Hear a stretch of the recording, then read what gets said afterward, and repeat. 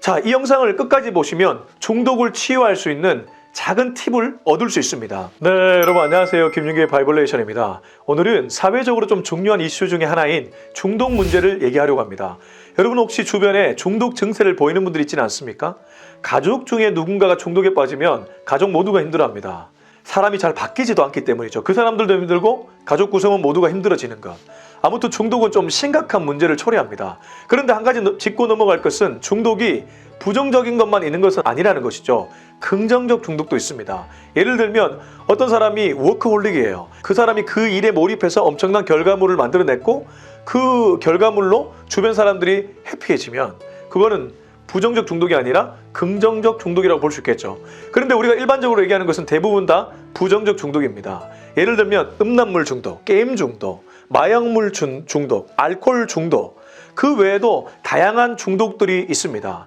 자, 이 영상을 끝까지 보시면 중독을 치유할 수 있는 작은 팁을 얻을 수 있습니다. 근데 사실 중독에 빠지면 쉽게 빠져나오기가 어렵습니다.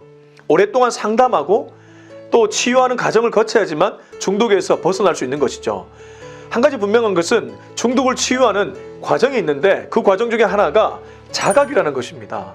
여러분 중독을 보이는 사람들을 보세요. 자신이 중독에 빠졌다는 것을 모르는 분들이 많이 있습니다. 그러면 무엇이 중독인지 정확하게 정의할 필요가 있겠죠. 중독은 하루도 그것 없이 살아갈 수 없고 나의 중독으로 말미암아 주변 사람들이 힘들어하고 뭔가 파괴되는 면이 보인다면 그것은 부정적 중독이 분명합니다. 하루도 그것 없이 살아갈 수 없다.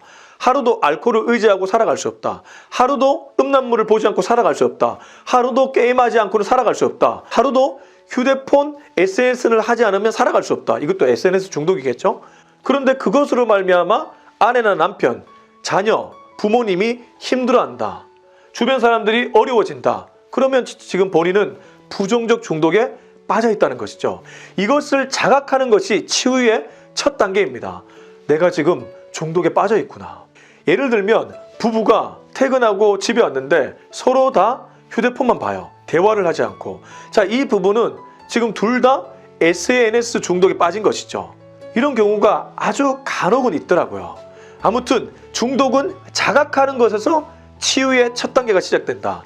그리고 두 번째는 자신이 중독에 빠졌다는 것을 알았다면 근본적 원인을 찾아 들어가야 됩니다. 나는 왜 중독에 빠져 있는가? 찾아 들어가면 유년 시절의 아픔일 수도 있고 혹은 어떠한 청소년 시절에 겪은 트라우마가 중독으로 이어졌을 수도 있고 여러 가지 근본적 원인들이 있습니다. 부모의 사랑을 받지 못한 결핍 혹은 친구 간의 관계에서 극심한 스트레스를 겪었던 사건 이런 것들이 훗날 제대로 치유되지 못해서 중독 증세로 빠질 수 있다는 것이죠. 근본적 원인을 발견했다. 어떻게 치유해야 되는가? 치유에서는 두 가지 방법이 있습니다. 저는 목사이지 않습니까? 저도 사춘기를 심하게 앓았습니다. 저도 나름의 결핍이 있었고 그 결핍 때문에 이렇게 저렇게 방황을 많이 했습니다.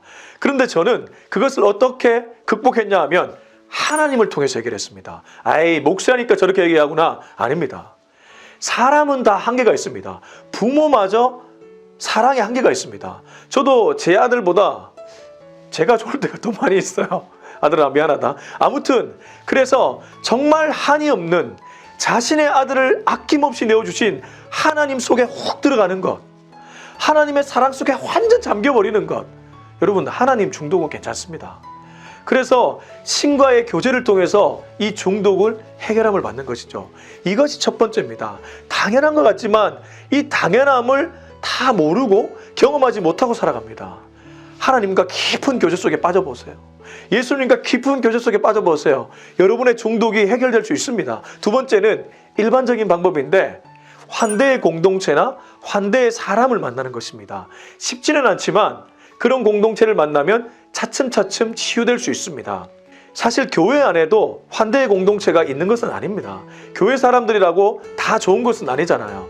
그럼에도 불구하고 교회의 가르침대로 살려고 몸부림치는 그런 소그룹의 리더들 그리고 그런 사람들이 모여있는 성숙한 공동체를 만나면 그런 중독을 앓는 분들이 자신의 문제를 자각하고 그런 분들의 사랑으로 조금씩 치유될 수 있습니다. 혹시 여러분들 중에 그런 사례가 있다면 댓글로 좀 남겨주셔도 좋을 것 같아요. 아무튼 그런 환대의 공동체, 그리고 그 환대의 공동체 안에 성숙한 사람과의 관계를 통해서 조금 치유될 수 있다. 이 외에도 여러 가지 중독을 치유하는 프로그램이나 클리닉들, 방법들이 있습니다. 저는 오늘 4가지만 전해드리는 것입니다. 첫 번째, 자각하라. 두 번째, 근본적 원인을 찾아 들어가라. 세 번째, 신을 만나라. 예수 그리스도를 만나라.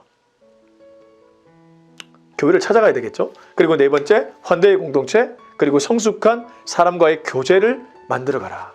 이 4가지를 기억하고 여러분의 삶에 적용하면 중독을 치유할 수 있지 않을까 생각합니다. 혹시 주변에 중독에 빠진 분들에게 이 영상을 공유해 주시고 추천해 주시면 좋을 것 같습니다. 다음에 더 좋은 영상으로 여러분을 만날 것을 약속드립니다. 여러분 다음에 뵙겠습니다. 빠이!